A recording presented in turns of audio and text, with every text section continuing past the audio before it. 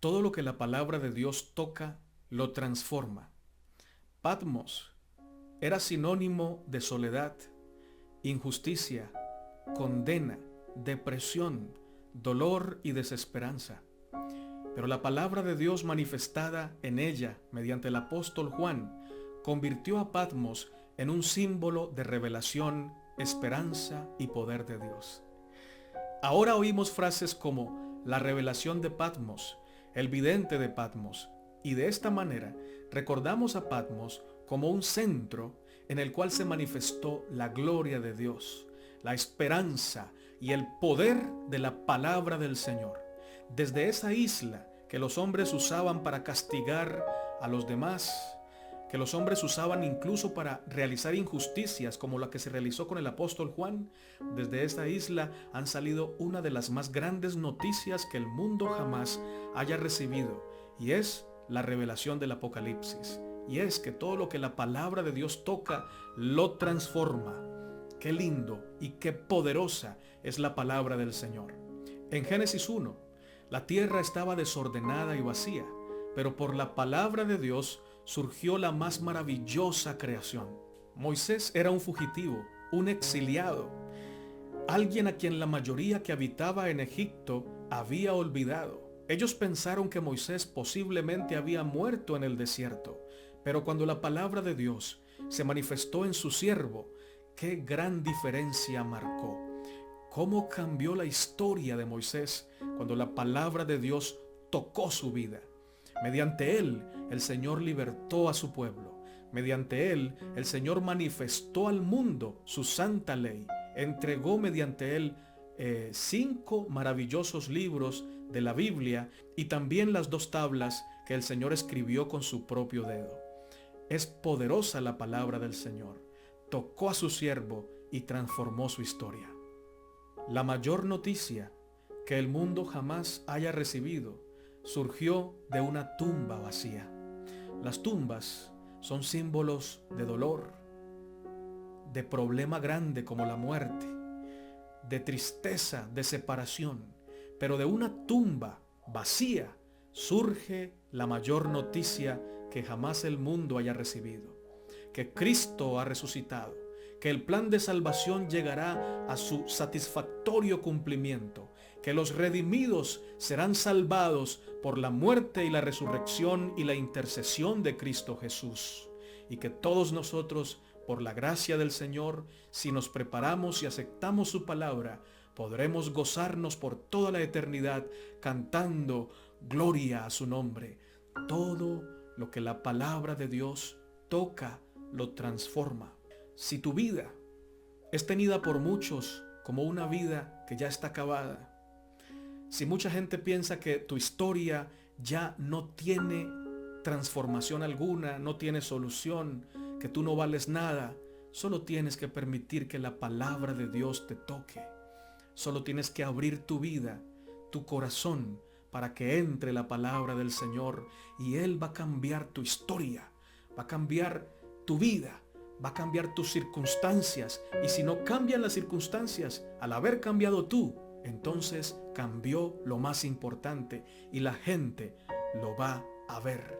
Porque siempre que la palabra de Dios irrumpe en la vida de un lugar, en la vida de una persona, hay testigos que lo ven y por ello también son atraídos al poder de la palabra para ser transformados por ella.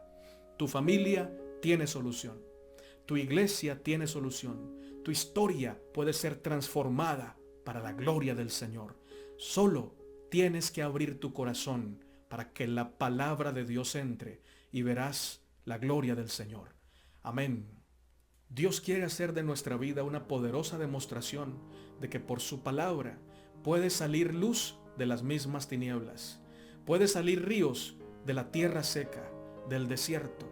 Quiere dar testimonio de que por su palabra nuestra vida puede pasar del dolor al gozo, del pecado a la santidad, de la miseria a la bendición en Cristo Jesús. Pero tú decides si aceptas o rechazas tan grande don. Yo te ruego que lo aceptes. El Señor te ruega que lo aceptes. Él quiere transformar tu historia. Él quiere transformar tu vida. De la lección de esta semana también podemos aprender una gran verdad, y es que sufrir por causa de la verdad trae una experiencia profunda y superior sobre la vida del que sufre por causa de la obediencia, que de otra manera no podría vivir o experimentar. Por ejemplo, José, Daniel, Pablo, Job y el mismo apóstol Juan. Estos hombres, sin el sufrimiento que vivieron y experimentaron y decidieron vivirlo, confiados en el Señor y aferrados a sus méritos y a su fortaleza, sin ese sufrimiento, ellos no hubieran podido vivir esa experiencia, no hubieran podido alcanzar la altura que alcanzaron. Este sufrimiento les capacitó para depender completamente del Señor, para desconfiar completamente de ellos. Y pudo decir Job: antes te había oído, pero ahora mis ojos te ven. En otras palabras, Job reconoció que después de haber sufrido la experiencia que sufrió, ahora tenía un nivel mayor en su relación con el Señor. Podía comprender ahora, en otro nivel, desde otra perspectiva, más sabia, más humilde y más dependiente de Él, que aún las cosas malas suceden para enriquecer nuestra experiencia espiritual y para permitirnos reflejar en un grado mayor la gloria del Señor. No hay una revelación grande a los seres humanos o al ser humano sin que antes haya una humillación total por parte del ser humano, rindiéndose completamente ante la voluntad del Señor. Porque sin humildad, la revelación de Dios podría ser usada para exaltar a la criatura y no al Creador. Y en muchos casos, esa humillación total llega al ser humano cuando atraviesa por el sufrimiento. No hay triunfo completo sin que antes pasemos por el desierto. No hay revelación total, no hay revelación profunda del Señor sin que antes haya una completa rendición de nuestro yo. Para que haya revelación total, nosotros debemos rendir nuestro yo. Y déjame decirte algo muy serio y muy cierto. Para poder rendir nuestro yo completamente, tenemos que pasar por un duro sufrimiento, por una dura prueba. Sin embargo, en la prueba es cuando más cerca de nosotros está el Señor. El Señor le dijo al apóstol Pablo que su poder se manifestaba en la debilidad, que su gracia se hacía más fuerte cuando el hombre reconocía su debilidad, y esto lo reconoció Pablo cuando estaba bajo los efectos del dolor del aguijón que tenía. Un dolor intenso, un dolor duro, un dolor profundo, pero que también lo hizo reconocer cuán profundo, cuán amplio, cuán grande es la gracia del Señor. El apóstol Pablo incluso llegó a decir que valía la pena pasar por el sufrimiento y que aún se gloriaba en el sufrimiento o aún en su debilidad o dolor, porque por ello experimentaba de una forma más grande la gracia del Señor. No es que el apóstol buscara el sufrimiento, no es que se deleitara en el sufrimiento, no, se deleitaba en el Señor a pesar del sufrimiento, porque podía experimentar de una manera más clara la gracia de Dios cuando pasaba por el dolor, porque se humillaba más ante la gloria del Señor. Si somos llamados a entrar en el horno de fuego por amor de Jesús, Él estará a nuestro lado, así como estuvo con los 3 fieles en Babilonia. Los que aman a su Redentor se regocijarán por toda oportunidad de compartir con Él la humillación y el oprobio. El amor que sienten hacia su Señor dulcifica el sufrimiento por su causa. Impresionante pasaje.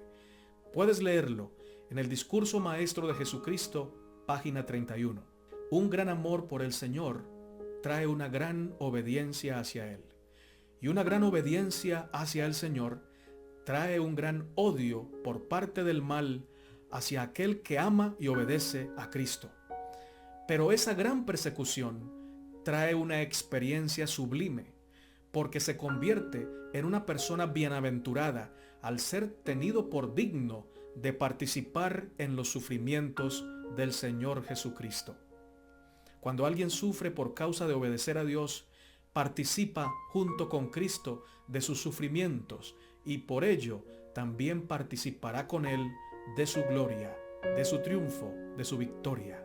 Aquellos que aman a Cristo van a sufrir mucho en este mundo por causa de su obediencia sincera, pero también serán privilegiados en la eternidad, porque van a cantar un cántico que solo ellos pueden cantar, debido a que pasaron por una experiencia por causa de su amor a Cristo que solo ellos pueden comprender. El conflicto de los siglos, página 707, nos dice: cantan un cántico nuevo, delante del trono, un cántico que nadie podía aprender, sino aquellos 144,000.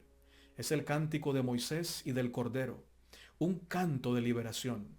Ninguno, sino los 144,000, pueden aprender aquel cántico, pues es el cántico de su experiencia, una experiencia que ninguna otra compañía ha conocido jamás.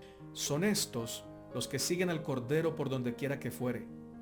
Habiendo sido trasladados de la tierra de entre los vivos, son contados por primicias para Dios y para el Cordero. Apocalipsis 15, 2 al 3, Apocalipsis 14, 1 al 5. Estos son los que han venido de gran tribulación. Han pasado por el tiempo de angustia, cual nunca ha sido desde que ha habido nación. Han sentido la angustia del tiempo de la aflicción de Jacob. Han estado sin intercesor durante el derramamiento final de los juicios de Dios. Impresionante verdad. Amado hermano y amada hermana, podemos por la gracia del Señor vivir por fe, sabiendo que el Señor anda entre los candeleros. El Señor está cerca de nosotros, cerca de su pueblo. Podemos vivir en el Espíritu y por ello vivir en paz y en gozo mientras obedecemos los 10 mandamientos que el Señor escribió en 2 tablas de piedra, pero que según 2 Corintios 3:3 también escribió en nuestro corazón. Alabamos su nombre por siempre. Aleluya. Amén. Dios te bendiga, hermano y hermana. Maranata, y que el Señor Jesucristo venga pronto. Gracias, Señor, por este mensaje de tu palabra, de la lección de esta semana. Fortalécenos en tu verdad, santifícanos en tu verdad. Ayúdanos a vivirla, Señor, con amor, con humildad y con santidad. En el nombre de Cristo Jesús. Amén, Señor.